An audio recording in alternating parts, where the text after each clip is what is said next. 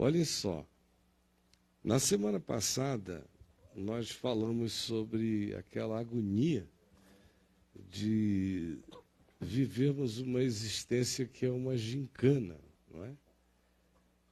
Com coisas pré-definidas por outros, e a gente naquela angustiosa gincana do existir. E eu fiz algumas diferenciações sobre, conquanto tudo seja uma gincana e vaidade correr atrás do vento, há aquelas coisas que fazem parte das contingências de engrenagens de sobrevivência das quais a gente não consegue escapar.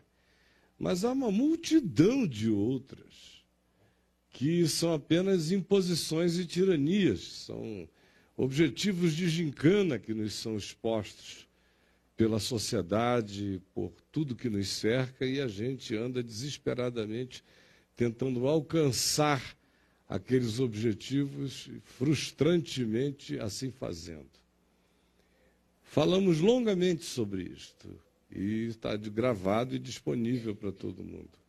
Eu quero dar prosseguimento do domingo passado para frente, falando conosco sobre o fato de que um outro elemento está presente nessa história da nossa existência. De um lado, tem essa imposição das gincanas, que poucas pessoas discernem, poucas pessoas percebem que estão no meio daquelas obrigações de sai daqui, corre para ali, tem que alcançar mais isso, e agora chegar lá e tenho tanto tempo para chegar e alcançando os objetivos da gincana. Pouca gente percebe, a maioria chama isso de minha vida, neuroticamente de minhas responsabilidades, ou de os referenciais da normalidade da minha existência. Você pode chamar como você queira, mas é a gincanona. Uma outra coisa presente, e que é extremamente aflitiva, é que quando você enxerga a gincana, você enxerga, você olha e você vê a idiotice à nossa volta, e a nossa submissão a correrias idióticas o tempo todo. Como eu disse, algumas são inevitáveis, fazem parte da sobrevivência. Mas outras não. São imposições que a gente aceita e permite que a nossa existência vá sendo conduzida pelo sem sentido e daí para frente.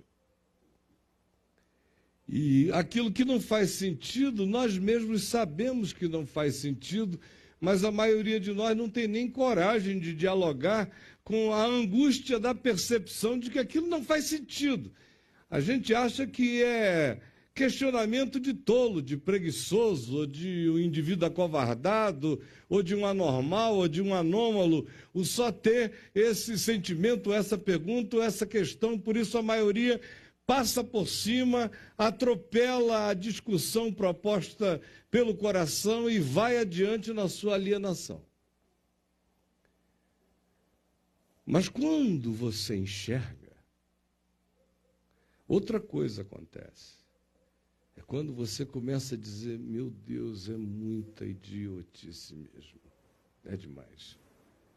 Você começa a enxergar, aí surge um gemido dentro da gente. É um gemido.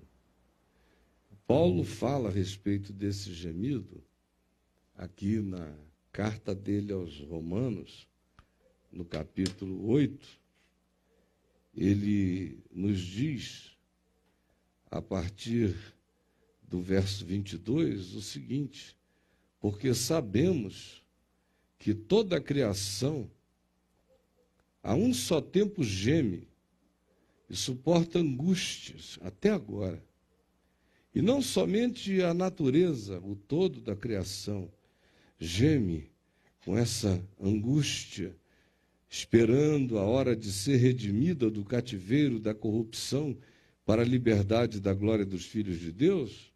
Não somente a natureza carrega esse gemido, mas também nós, que enxergamos a gincana, que enxergamos o idiótico na existência, se a própria criação como um todo geme em razão da vaidade a qual ela foi sujeita, ela existe sob a sujeição da soberania da gincana.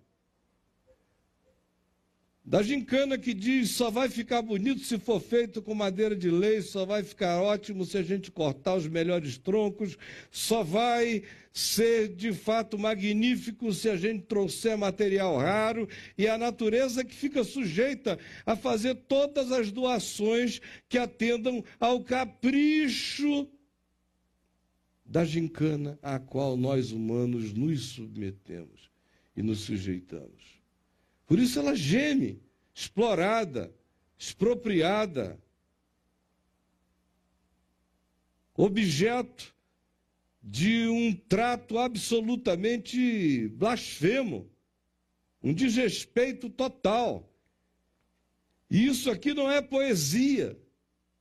A natureza, de fato, geme e suporta angústias até agora, e não somente ela. Não somente a natureza, mas também nós, que enxergamos a gincana, nós que temos as primícias do Espírito Santo, que recebemos essa luz, essa iluminação, essa percepção, que enxergamos a loucura do que está estabelecido.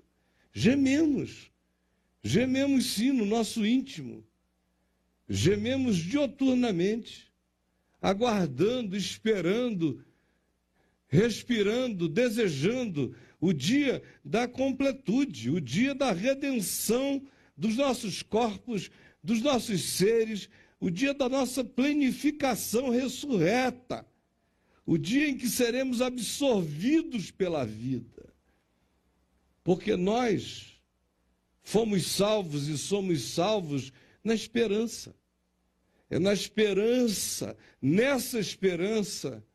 nessa transcendência, que a nossa interioridade, o nosso coração é preservado, a nossa alma é salva nessa gravidez de anseio pela chegada do que é absoluto.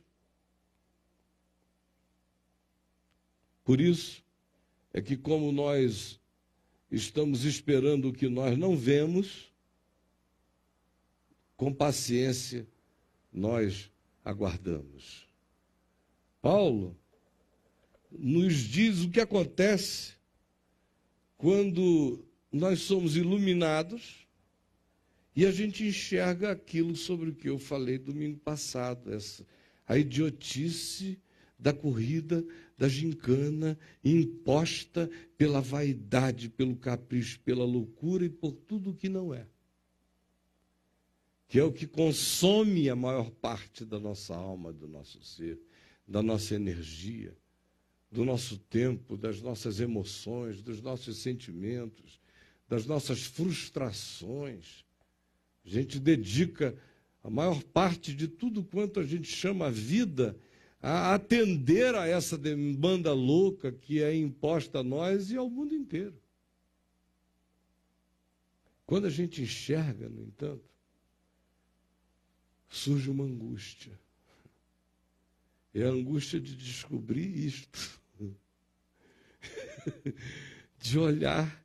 E aí você corre o risco de começar a perder a possibilidade de se socializar. Você corre o risco de perder o poder e o potencial produtivo, funcional na sociedade. Porque você vai vendo tanta gincana no meio do processo inteiro, que você diz, mas por quê? Para que eu vou entrar nessa? Aí você corre o risco de, em já sabendo o final da idiotice, não querer nem participar de coisa alguma, se tornar um ermitão existencial que se exila, se aliena de processos, porque diz, eu já sei o que é isso.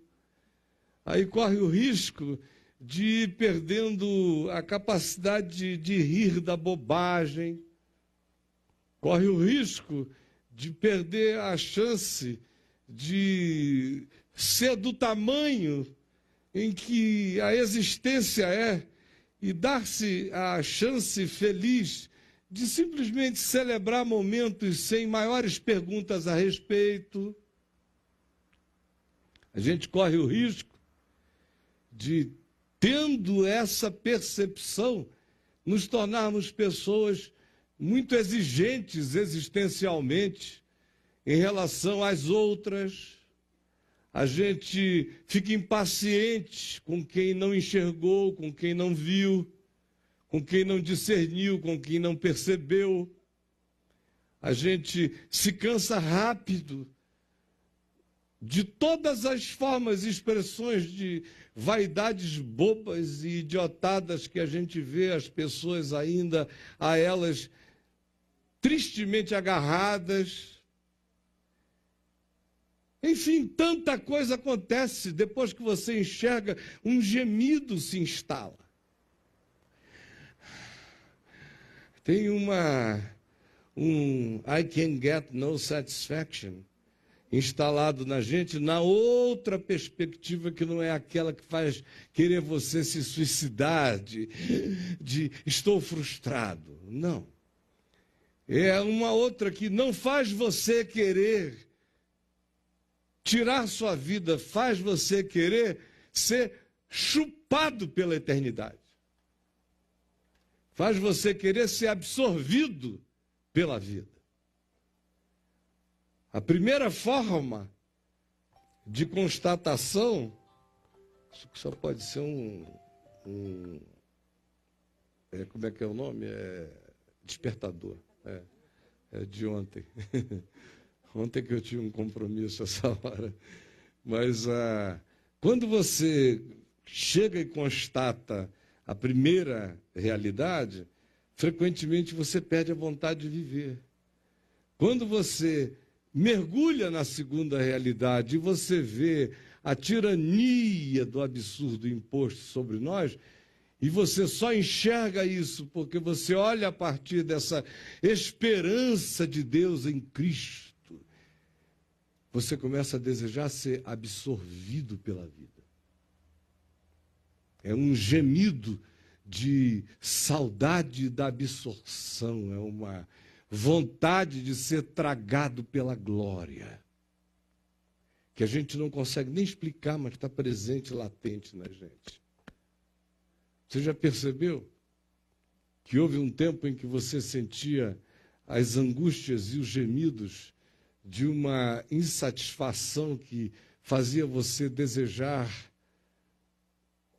morrer muitas vezes?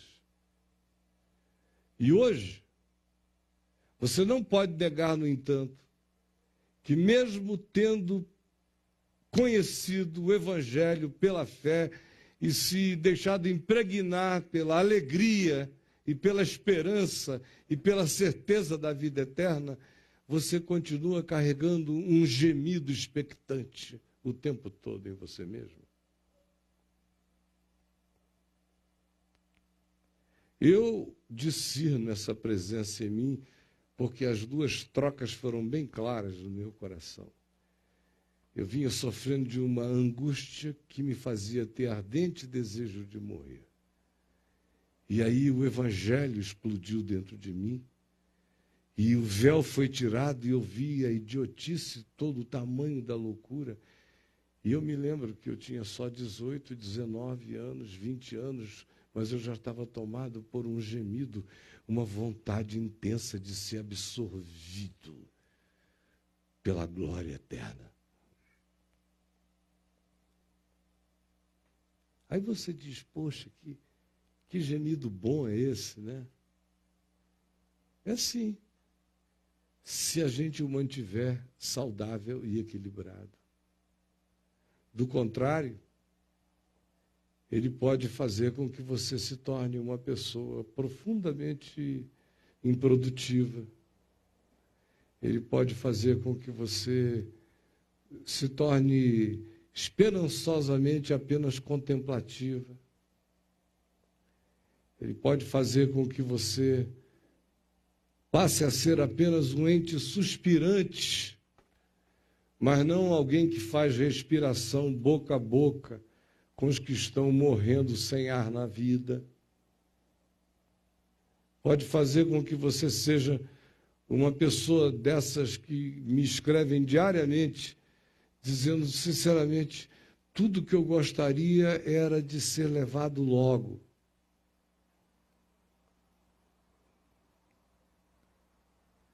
E são pessoas ainda jovens.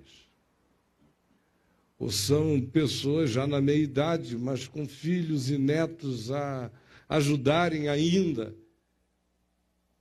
Mas perceberam o vazio de tudo e dizem, eu sei, no entanto, o que me espera, o que me aguarda, do que eu sou herdeiro, qual é a minha herança, se eu pudesse, eu ia agora.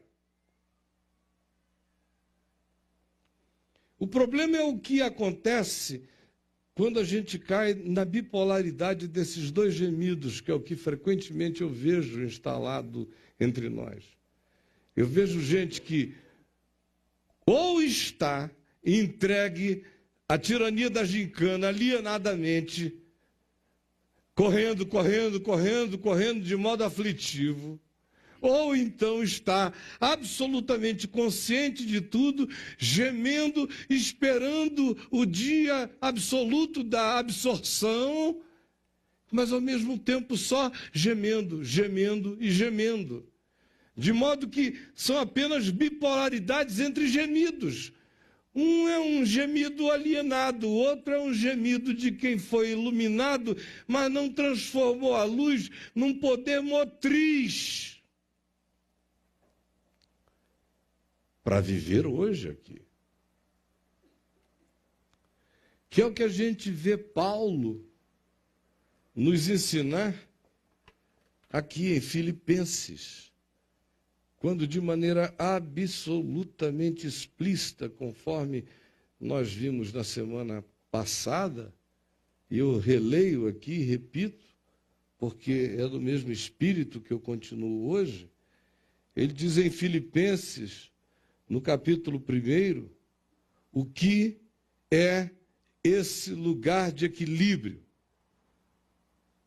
entre um polo, que é o gemido angustioso de quem está sob a gincana das imposições existenciais vazias e sem sentido e correndo atrás disso o tempo todo, ou daquele que recebeu a luz, que enxergou, viu que tudo é vazio, mas ficou também do lado de cá, na melhor das hipóteses, apenas contemplativo, mas em muitas ocasiões, ou na maioria das vezes, angustiadamente gemente.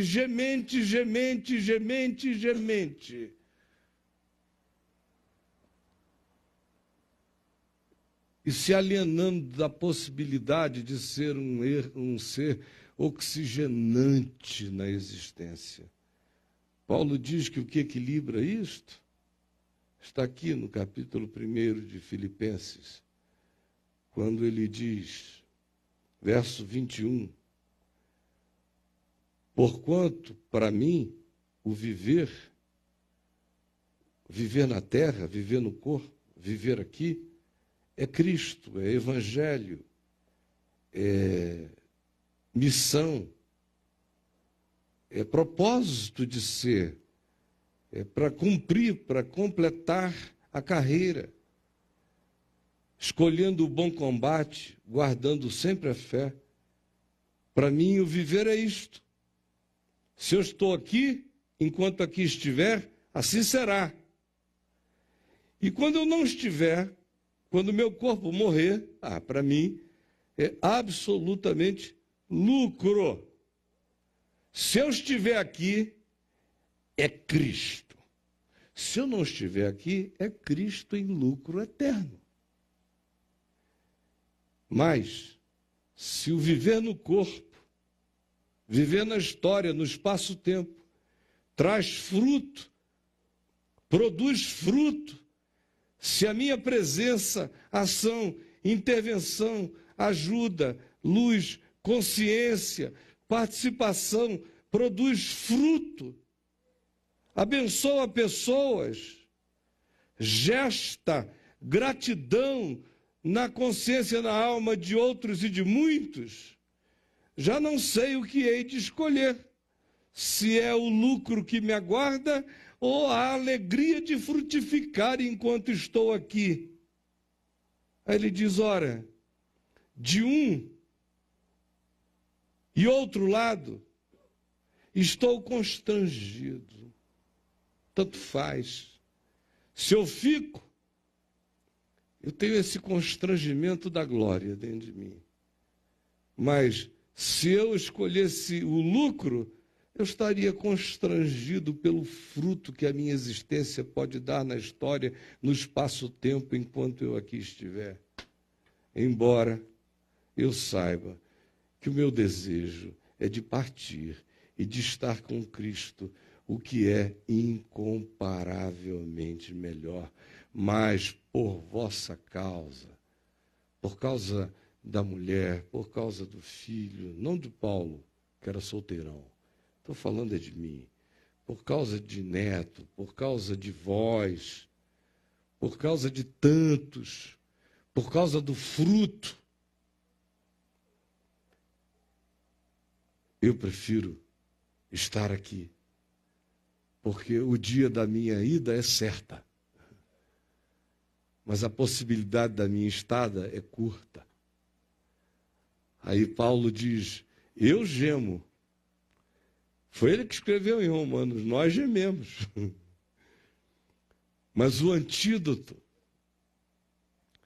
para eu não ficar vivendo na bipolaridade do gemido angustioso, dos oprimidos pela vaidade da gincana, na resfolegância sem sentido. E de um outro lado, se ganhar luz e entendimento, não ficar também com a percepção daqueles que, porque viram a vaidade de tudo, agora se alienam de todas as coisas e vivem uma esperança de um contemplativismo que não frutifica na estada, na vida, na existência. Ele diz, o que nos salva de um extremo ou de outro, essa consciência. Para a gente existir neste mundo, tem que ser com essa síntese bem feita em nós. Enquanto eu estiver na carne, no corpo, a minha existência é fruto, é evangelho. Isso não tem nada a ver com fanatismo religioso, não associa nenhuma forma de estereótipo, pelo amor de Deus. Eu estou falando de vida esperançada, grávida de alegria eterna, que anda todos os dias tendo como referência a esperança da glória de Deus. Gente habitada pela vida eterna, atravessando a relatividade do espaço-tempo, das vaidades humanas, das gincanas impostas, mas com a consciência presente. E dizendo, porque eu sei é que frutificarei. Porque eu sei é que eu frutificarei. É que eu participarei. É que eu engravidarei a idiotice com um sentido eterno. É porque dá fruto é que eu vou participar com esta alegria de disseminar. Sabendo que a hora de qualquer chamado me será lucro infinitamente melhor. A instalação disto é a nossa saúde mental, é a nossa saúde psicológica, é a nossa melhor saúde existencial. Se a gente não existir com essa síntese feita aqui, só o que resta é gemido. Ou é o gemido idiótico do servo da gincana, ou é o gemido do Filho de Deus depressivo, que enxergou a idiotice, mas não ficou grávido de glória. E em ficando grávido de glória, dedicou o parimento dessa glória ao chão da terra. Enquanto eu aqui estiver, é aqui que eu parirei essa alegria de ser com vós outros. Isso produz relacionalidade, não alienação. Produz missionalidade, produz uma existencialidade missional, produz uma existência que se dedica, a partir dessa certeza eterna, a propósitos de frutificação presente. E que se nutre da alegria de, em sabendo que isto é só uma passagem, nós somos companheiros de viagem. Dedicarmos-nos uns aos outros da maneira mais generosa e graciosa, porque o que nos aguarda é lucro. Enquanto isso, só aceite carregar em você os gemidos da esperança dos filhos de Deus. Nenhum gemido de tristezas paralisantes ou de constatações depressivas no coração. A gente constata, é tudo idiota mesmo, mas a nossa alma está ancorada na eternidade. E é a partir dela que eu boto o pé no chão presente.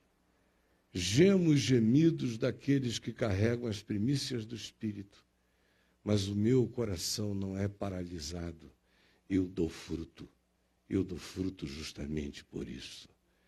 Vou gemer os bons gemidos da boa expectativa, gemidos da esperança, não do cansaço desesperançado. Esse gemido da esperança me alenta, o outro me arruína, me paralisa, me dessignifica, me acachapa. Vamos ficar em pé e vamos orar.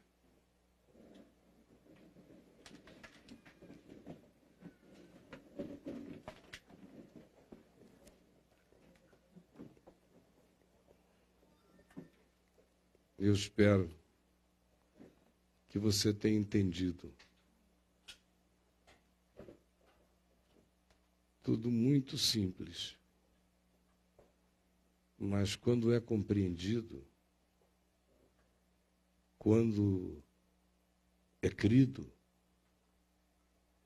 e quando pela fé começa a ser praticado, imediatamente o fruto da verdade brota como resultado. Se é verdade, eu criei e pratiquei pela fé, o fruto da verdade será incontrolavelmente manifesto. Se o que eu anunciei a vocês, meus amigos, meus irmãos amados, é verdade, e você tiver a coragem de, pela fé, botar o pé nesse chão, depois de ter entendido, chamar, invocar e praticar e viver e responder à idiotice com essa consciência, todo dia, responder ao cansaço, à desmotivação, aos gemidos que puxam para baixo, que não são os gemidos que anelam pelo elevado da glória de Deus, não. Todas as vezes que você for assolado por isso, responda a resposta dessa compreensão. Comece a botar o pé nesse chão, sem esperar sentimentos. Fé não tem nada a ver com sentimentos. Pratique sem sentimentos, é com fé, é consciência, é deliberação. Bote o pé no chão e continue a andar. Se o que eu lhes disse é verdade, a verdade não tem como não se manifestar. se ela for praticada, ela vai dar o seu fruto. Ela é inevitável. Mas não para quem fica fazendo ilações, cogitações, elucubrações, divagações, filosofações. Esses apenas conversarão e trocarão opiniões e não experimentarão nada. O Evangelho só está disponível a quem, em crendo, bota o pé no nada e anda pela fé.